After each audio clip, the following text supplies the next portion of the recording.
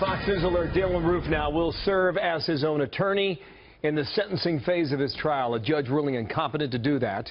He was convicted about a month ago of killing 9 people in Charleston, South Carolina. Sentencing begins tomorrow.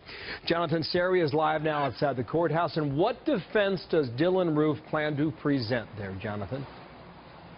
Well, Bill, Dylann Roof is really acting against the advice of the judge and his now sidelined defense team. That's his decision to act as his own attorney. Dylann Roof has indicated that he does plan to offer his own opening statement, that he will make a closing argument. But he says during this hearing he plans to call no witnesses and to present no mitigating evidence. Prosecutors, on the other hand, plan to call as many as 38 people to testify, including relatives of the 9 parishioners who died after the white supremacist opened fire at Emmanuel AME Church back in June of 2015, Bill. So what does Roof and his decision to dismiss his attorneys and defense team, and he's gone back and forth on this, by the way, as you know, throughout the course of the trial, what does it say about him?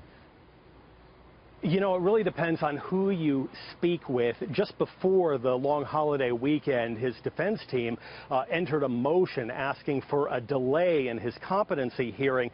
They were arguing that, quote, this defendant's announcement that he will not defend himself against the death penalty raises in especially stark fashion the question of whether the defendant is actually unable to defend himself. At a minimum, it suggests that he may lack the mental capacity to assume the role of his own lawyer, unquote. But Atlanta-based criminal defense attorney Philip Holloway says for someone like Dylann Roof, who really has little, if anything, to argue in his favor, acting as his own attorney and directly addressing the jurors may represent a strategy. Take a listen. About the only thing he can do, and it's sort of a Hail Mary, is to stand in front of the jury himself and make his opening statement and make the closing argument, because they get to hear from him personally. And if he has any hope of swaying the jurors, it's doing it that way without being subject to cross-examination. And when he's making his opening and closing statements, the judge has imposed strict guidelines on Dylann Roof. At no time will he be allowed to approach the jurors or witnesses, Bill. Well, Jonathan Serrie, thank you for that. Watching that trial in Charleston, South Carolina.